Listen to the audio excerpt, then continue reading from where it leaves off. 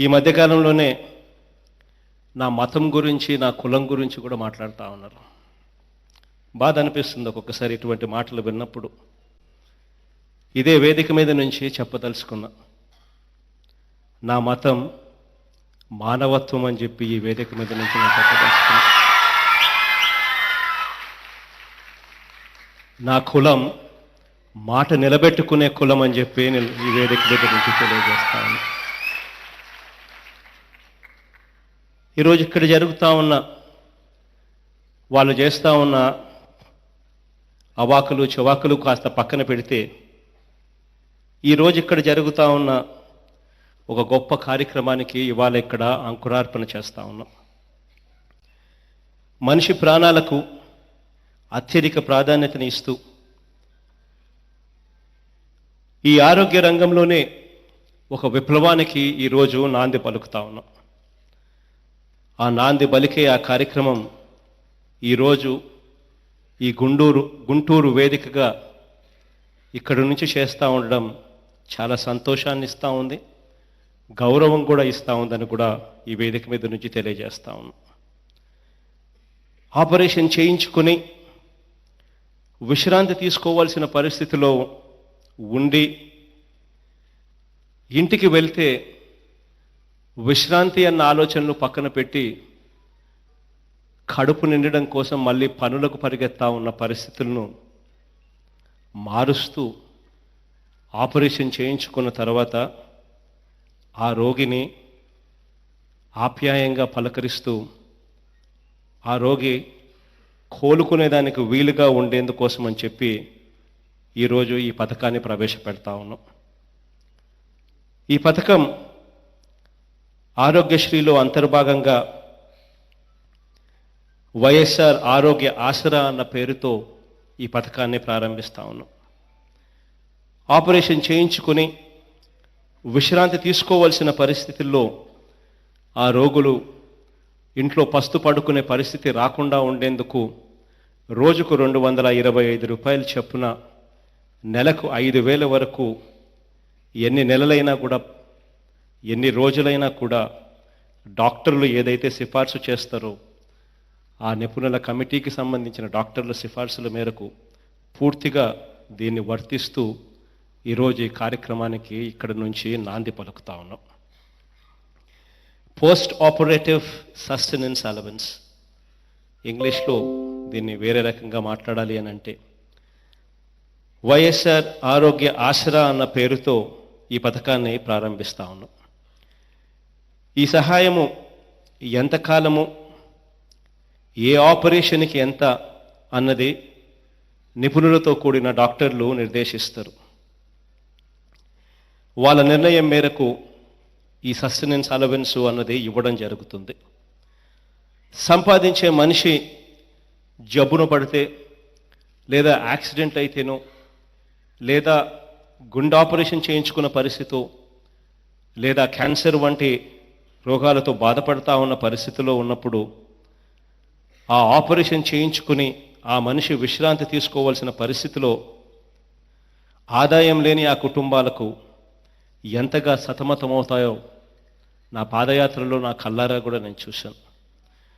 అటువంటి కుటుంబాలకు అందరికీ కూడా ఆ రోజు నేను మాట చెప్పా, నేను విన్నాను, నేను ఉన్నాను అని చెప్పి ఆ రోజు మాట చెప్పా.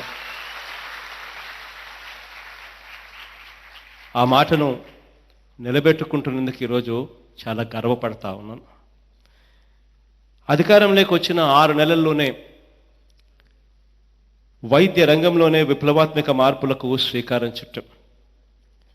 ఇందులో భాగంగా ఆ రోజు నా పాదయాత్రలో ఆ 3,648 కిలోమీటర్లు సాగిన ఆ పాదయాత్రలో ప్రతి గ్రామం గుండా వెళ్తూ ఉన్నప్పుడు నేను విన్న ఆ మాటలన్నిటినీ కూడా శిరసావహిస్తూ ఆ రోజు చెప్పినట్టుగా ఆరోగ్యశ్రీ పరిధిని సంవత్సరానికి 5 లక్షల లోపు ఉన్న ఆదాయంలో ఉన్న వారికి కూడా వర్తిస్తూ ఆరోగ్యశ్రీని తీసుకొస్తాము అని చెప్పిన ఆ మాట ప్రకారం సంవత్సరపు ఆదాయం 5 లక్షల లోపు ఉన్న వారందరికీ కూడా జనవరి 1వ తారీఖు నుంచి కొత్త ఆరోగ్యశ్రీ కార్డులను జారీ చేయబోతా ఉన్నాం. ఆ కొత్త ఆరోగ్యశ్రీ కార్డులకు క్యూఆర్ కోడ్ కూడా ఇచ్చి ఆ ఆరోగ్యశ్రీ కార్డుతో పాటు ఆ ఆరోగ్యశ్రీలకు సంబంధించిన పేషెంట్కి సంబంధించిన మెడికల్ ట్రాక్ రికార్డు వాళ్ళ వివరాలన్నీ కూడా ఆ క్యూఆర్ కోడ్లో కూడా బదులుపరిచి ఆ కార్డులు కూడా జారీ చేయడం జరుగుతుంది. జనవరి 1వ తారీఖు నుంచి ఈ కార్యక్రమం ఇనిషియేట్ చేస్తూ కార్డులు ఇవ్వడం మొదలు పెడతా ఉన్నామని చెప్పి కూడా గర్వంగా ఈ వేదిక మీద నుంచి తెలియజేస్తా ఉన్నాను. ఆరోగ్యశ్రీని విప్లవాత్మకంగా మార్పులు తీసుకొని వస్తాము అని చెప్పాం. ఆరోగ్యశ్రీని విప్లవాత్మకంగా మార్పులు తీసుకొచ్చే దిశగా అడుగులు ప్రారంభించాం. ఆ అడుగులు ప్రారంభించే దిశగా అడుగులు వేస్తూ ఆరోగ్యశ్రీ పరిధిని 1200 రోగాలకు విస్తరిస్తూ జనవరి 1వ తారీఖు నుంచి మార్పులు తీసుకొస్తా ఉన్నాం.